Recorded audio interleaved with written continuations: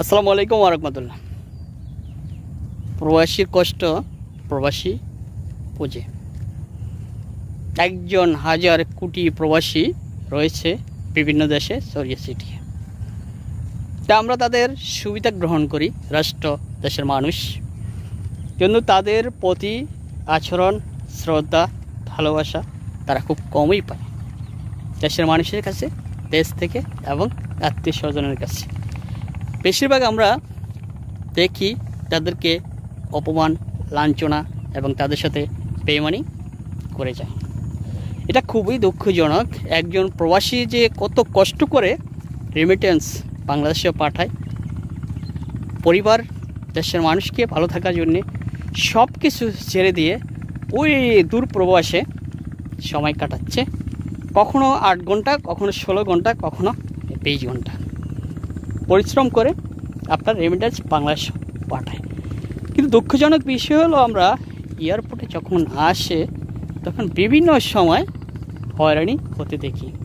এটা অত্যন্ত দুঃখজনক, অত্যন্ত লজ্জিত আমরা, অত্যন্ত বেদনাদায়ক।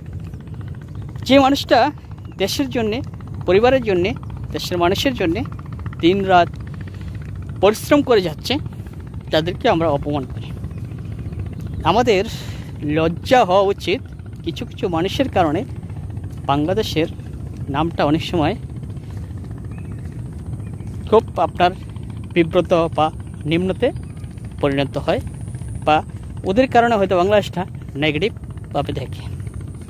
তা আমরা একজন প্রবাসীকে আমার পক্ষ থেকে, আমার ব্যক্তিগত পক্ষ থেকে সম্মান, শ্রদ্ধা, ভালোবাসা হয়তো আমার মন থেকে থাকবে। হয়তো তাদের জন্য কিছু করতে পারবো না, হয়তো মাঝে মধ্যে কথা বলে নিজেকে সান্ত্বনা দিই। যোগ্য মানুষগুলোকে আমরা সম্মান করতে চাই না। মেধাবী শিক্ষক শিক্ষিকা যারা আছে তাদেরকে আমরা যোগ্য স্থানে বসাতে পারি না। প্রবাসী ভাই বোনেরা যে অবদান রাখছে অর্থনৈতিক চাকা সচল রাখার জন্যে, সে অনুযায়ী তাদের সম্মান, ভালোবাসা আমরা দিতে পারি না। এই ব্যর্থতার দায়ভার কে নেবে? আমরা চাই সঠিক একজন ভালো মানুষ, যে দেশটাকে সামনে এগিয়ে নিয়ে যাবে। যার যার যোগ্যতা অনুযায়ী সে দায়িত্ব পালন করবে।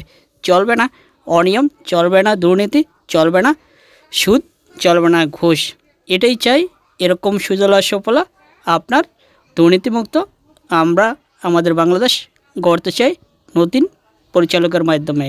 তাই সম্মানী ব্যক্তিদের সম্মান করা যেমন উত্তম কাজ, তেমনি সম্মানী ব্যক্তিরা যাতে সম্মান স্থান ধরে রাখে সেটাও উত্তম কাজ।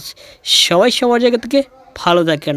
আমরা যোগ্য ব্যক্তির কাছে ভালো কিছু যেমন আশা করি, তারাও আমাদের কাছে অনেক যোগ্যতা সম্পন্ন দায়িত্ব পালন করতে চায়।